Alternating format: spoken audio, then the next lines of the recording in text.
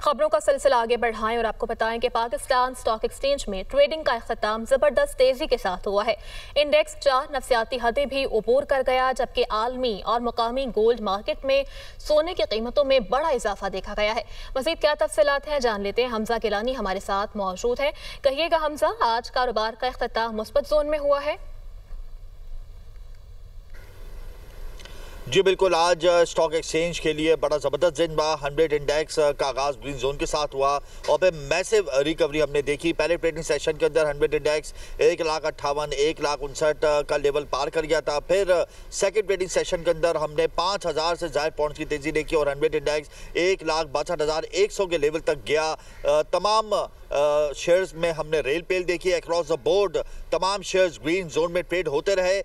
इस हफ्ते मुसलसल नेगेटिव ट्रेडिंग सेशन हम देख रहे थे। 5 ट्रेडिंग सेशंस के अंदर हमने 6,000 से ज़्यादा पॉइंट्स का इनकलाब देखा था। फिर आज कारोबारी हफ्ते के आखिरी रोज़ जब 100 इंडेक्स ने 5,000 से ज़्यादा पॉइंट्स की तेज़ी देखी तो लेवल सबके बराबर हो गए। और इसकी बुनियादी वजह यही है कि जो पाक अफगान सीज़ फायर हुआ है, इसका बहुत ज़्यादा पॉजिटिव इम्पैक्ट हमने स्टॉक मार्केट के अंदर देखा। मार्केट आगाज से लेकर अख्ताम तक मुसलसल ज़बरदस्त तेज़ी में रही। 4 नफसाती हदें 100 इंडेक्स को पूर्ण कर गया। कैपिटलाइजेशन भी इंक्रीज हुई है। सरमायाकारों ने ज़्यादातर ऑयल एंड गैस और बैंकिंग स्टॉक्स को फोकस में किए रखा।